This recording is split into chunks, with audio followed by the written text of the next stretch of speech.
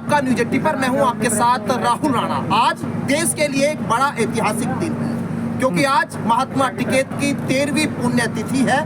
आज इस पुण्यतिथि को मनाने के लिए पश्चिम उत्तर प्रदेश नहीं बल्कि हरियाणा या फिर राजस्थान अलग अलग जगह से किसान आज सिसोली में आए हुए हैं। सिसोली वही जहां पर किसानों की राजधानी कही जाती है और इस पुण्यतिथि को मनाने के लिए तमाम जो किसान यहां पर पहुंचे हैं क्योंकि चुनाव का वक्त चल रहा है और चुनाव के बीच में इस तरह के कार्यक्रम करना एक अपने आप में बड़ी बात भी होती है। मेरे साथ आज तमाम बातचीत करने के लिए राकेश टिकैत जी है, किसान नेता है, भाकियू के राष्ट्रीय प्रवक्ता है और यहाँ पर महेंद्र सिंह टिकैत के वो बेटे हैं। लेकिन आज जब यहाँ ये कार्यक्रम हो रहा है, इस कार्यक्रम को लेकर सबसे पहले उनसे समझेंगे। बात चुनाव पर भी होगी, सियासी बात भी होगी, लेकिन पहले सबसे पहले आज का दिन आपके लिए कितना महत्वपूर्ण?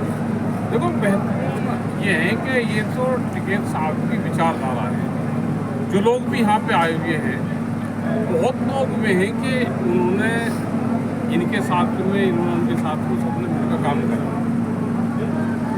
आज जिस तरह से करीब 35 साल अभी हो गई इस आंदोलन संगठन को चलाते हैं और अपनी आवाज़ किसान को उठाता है। बहुत लोग कहते थे कि भाई टिकैत साहब ने या किसान संगठन ने क्या करा, तो टिकैत साहब हमेशा कहते थे कि हमने सिग्नेचर पावर नहीं है लेकिन हमने किसान को बोलना सिखाया और आज अपनी बात किसान अपने मंच पे उठा सकता है। यही दिल्ली का आंदोलन हुआ जब 13 महीने चला, तो वहाँ से भी था कि वहाँ से क्या लेकर आए, वहाँ से लेकर आए वैचारिक क्रांति और उस वैचारिक क्रांति का असर अब आपको देखने को मिल रहा है। बिल्कुल, मंचों से लोग कह भी रहे हैं कि 13 महीनों तक आपने जो आंदोलन, क्योंकि जो आप लोगों के साथ जुड़े, क्योंकि जो महेंद्र सिंह टिकैत जी के साथ नहीं जिन्होंने काम किया, उनके अंदर एक उत्साह आया कि अब यहाँ उस आंदोलन के बाद में लोगों के जगह की सरकार से लड़कर जीता जा सकता है। आज कहीं उसको लेकर भी आप लोगों के दिखाई दे रहा है उसका असर, किसान जो ज़्यादातर बड़ी संख्या में आपके साथ जुड़ रहे हैं। देखो, किसान मजदूर की मजबूरी नहीं होगा तो ये लेबर देश बनेगा।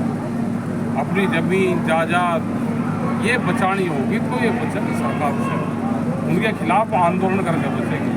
सरकार कहती है कि वो जो स्पीच इस तरह की देते हैं कि अपने मंगलसूत्र पे बचाओ, उसका लुटेरा नहीं कोई यहाँ पे। यहाँ जमीनों के लुटेरे हैं, जमीनों की लुटेरी है सरकार, यहाँ रोजगारों की लुटेरी है सरकार। और अगर यह सरकार बीजेपी की होती तो भी वो बात करती। ये सरकार है भारतीय जनता पार्टी, मोदी की सरकार। इन्होंने तो उनका नाम इस्तेमाल कर लिया। जैसे बहुत देश में संगठन बने, भारतीय किसान यूनियन एक संगठन था और उसके बहुत अनेक संगठन बने, उन्होंने नाम रख लिए। तो इसी इसका भी भारतीय जनता पार्टी मूल इनका संगठन था, उस पर कब्जा करा और दूसरे संगठन इसमें से बने। ये सरकार तो उनकी है, पूंजीपतियों की सरकार है। ये सरकार अगर किसी पॉलिटिकल पार्टी की होती तो कोई दिक्कत नहीं। देश में पूंजीपतियों का एक गैंग है, उसने इस देश पर कब्जा करा। उसने पहले पॉलिटिकल सिस्टम पर कब्जा करा, फिर उसने संसाधनों पर कब्जा करा। उसको कोई लगाव किसी से नहीं है। नहीं जो पेड़ खड़ा ना, इस पेड़ से लगाव है। हम पर्यावरण दिवस मनाते हैं, वे हंसदेव के जंगल काटते हैं। क्या किसी को पता है कि पूरे 50 लाख पेड़ काटे जा रहे हैं देश में? मतलब किसी को पता है कि 100 किलोमीटर का जंगल उन्होंने साफ कर दिया? 100 किलोमीटर में कितने जंगल लगते होंगे, कितना पेड़ लगता होगा? खनन सब अड़ाने को जा रहे। छत्तीसगढ़ में आदिवासी मुख्यमंत्री बना के जंगल काटते जा रहे हैं। तो ये तो आंदोलन से देश बचेगा। ये किसान मजदूर आदिवासी ये आंदोलन करें तो देश बचेगा। ये तो पूंजीपति है, इन्होंने कब्जा कर लिया इसमें। एक तरफ तो सरकार कह रही है कि हमने विकास किया, लेकिन दूसरी तरफ आप देखिए चौथा चरण आते आते अब मंगलसूत्र पर बात आ गई। इधर आप किसानों की बात कह रहे हैं कि जमीन उनकी लूटी जा रही है, उधर सरकार कह रही है कि अगर कांग्रेस की सरकार, इंडिया गठबंधन की सरकार आ गई तो लोगों के मंगलसूत्र लूट ले जाएंगे, लोगों की भैंसें चोरी हो जाएगी। भाई भैंस तो सरकार चोरी कर रही। भाई दूध सस्ता, भैंस महंगी, जा कहाँ रही? कटान में जा रही व्यापारी, बड़ी बड़ी सेल्टर हाउस लग रहे, उसको सब कटान में जा रही है सब, क्योंकि पशुधन खत्म होगा तो ये जमीन खत्म होगी। तो एक बड़ा सर्किल है।